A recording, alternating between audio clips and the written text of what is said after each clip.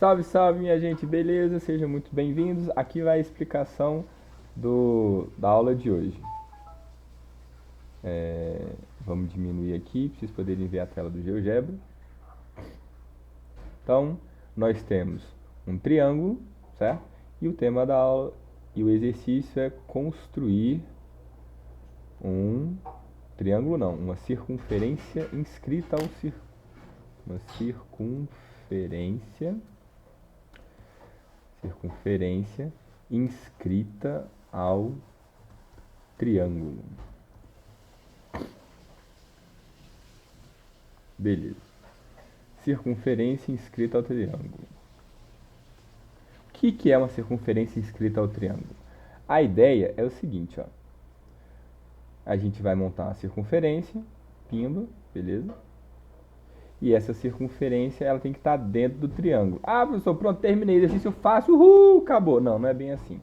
Essa circunferência, para estar inscrita, ela tem que tocar nos lados do triângulo uma única vez. Então, professor, pronto, agora sim eu consegui fazer. Agora tá certinho, ó.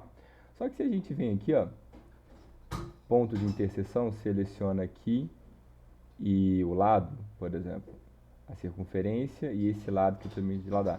Tá vendo que aparecem dois pontinhos pretos aqui? Significa que não essa circunferência tá tocando o lado Azinho duas vezes. Professor, mas nem parece, é verdade, não parece. E quando eu clico aqui, ó, circunferência e lado C, não aparece ponto nenhum. É porque essa circunferência não está nem tocando no lado C. Professor, como não tá? Olha aqui, ó, tá muito pertinho. Pois é, tá pertinho, mas não tá tocando. Se eu clico na circunferência e no lado B, também não aparece nada. Significa que elas não estão se encostando. Então eu vou ajeitar aqui, ó. Pronto, agora estão se encostando, só que agora a circunferência ficou muito grande. Ela toca o lado A em dois pontos, toca o lado C em dois pontos e toca o lado B em dois pontos. E o objetivo é criar uma circunferência inscrita. O que é a circunferência inscrita? Que ela esteja dentro do triângulo e toque esse triângulo em cada lado uma única vez. Beleza? Esse é o exercício da aula de hoje. Dicas de como fazer. Então, vou clicar aqui. A gente viu algumas construções ao longo das aulas, mas caso vocês não tenham visto, olha só. Uma construção bem bacana que a gente vai usar é essa aqui do ângulo, só a título de demonstrar. Então aqui, por exemplo, eu tenho um ângulo de 58. Vamos colocar aqui.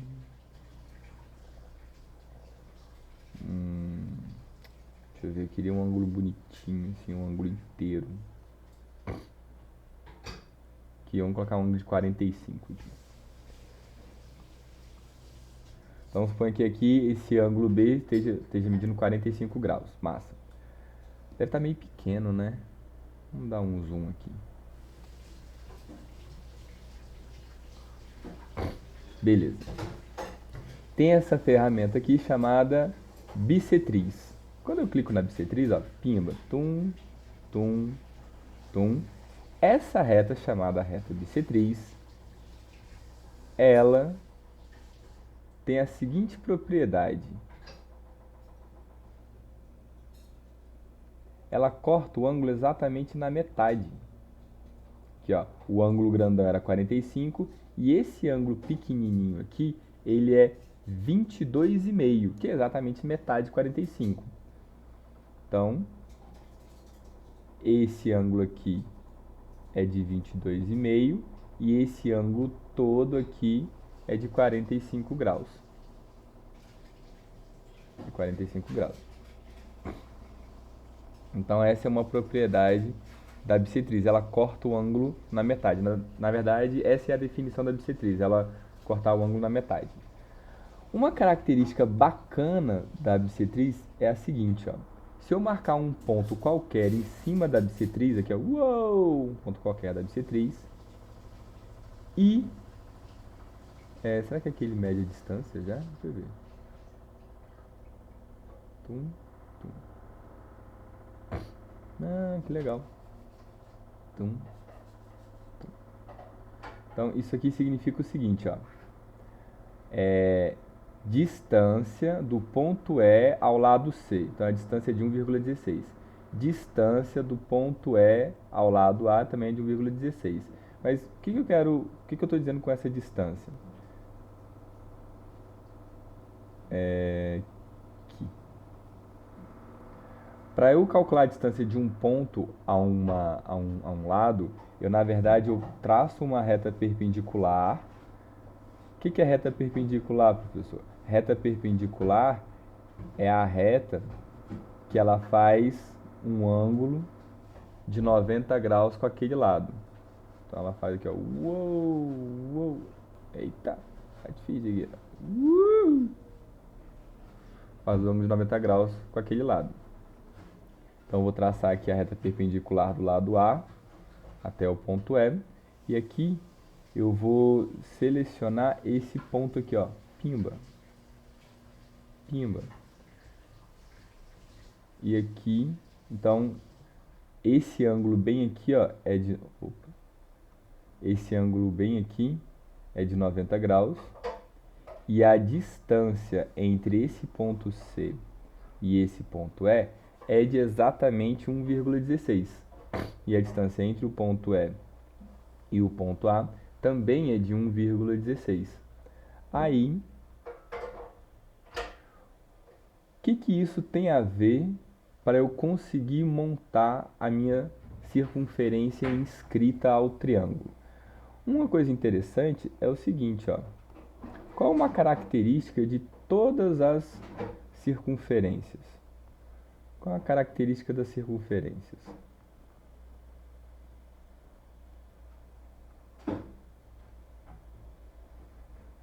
É que o valor dos raios é sempre igual, né? Ou seja, todos os pontos da circunferência têm exatamente a mesma distância em relação ao centro. E aqui a gente conseguiu uma coisa parecida, ó. Eu tenho dois pontos, C e A, que têm exatamente a mesma distância em relação ao ponto E. Talvez isso lembre uma circunferência. Tanto é que se eu for traçar uma circunferência centrada em E que passa pelo ponto C, necessariamente essa circunferência também vai passar pelo ponto... Esse não tem ponto aqui?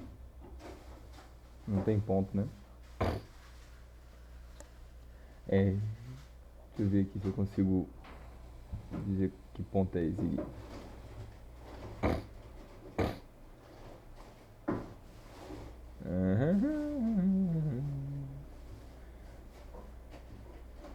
Ah, tá aqui, ó. Exibir rótulo. Esse aqui é o ponto de exibir rótulo. Beleza. Vamos apagar aqui rapidinho o rótulo desse e o rótulo desse. Pronto. Então, a distância de F a E é de 1,16. A distância de F a G é de 1,16. Então, se eu fizer uma circunferência centrada no ponto E, que passa pelo ponto F, necessariamente essa circunferência também vai passar pelo ponto G, pois esses dois pontos, F e G, têm a mesma distância do ponto E. Olha só, mágica acontecendo diante dos olhos de vocês. Pimba! Beleza? Então aqui a gente tem mais ou menos o que eu queria construir. A gente tem uma circunferência que toca o lado C e toca o lado A em exatamente um único ponto. Beleza, não tem mais aquele problema de tocar em dois pontos. Só que não está tocando o outro lado, né? Ah, professor, é fácil, ó. É só eu ajeitar aqui, ó. Pronto, agora sim está tocando o lado B em um único ponto. Será? Será que está tocando mesmo?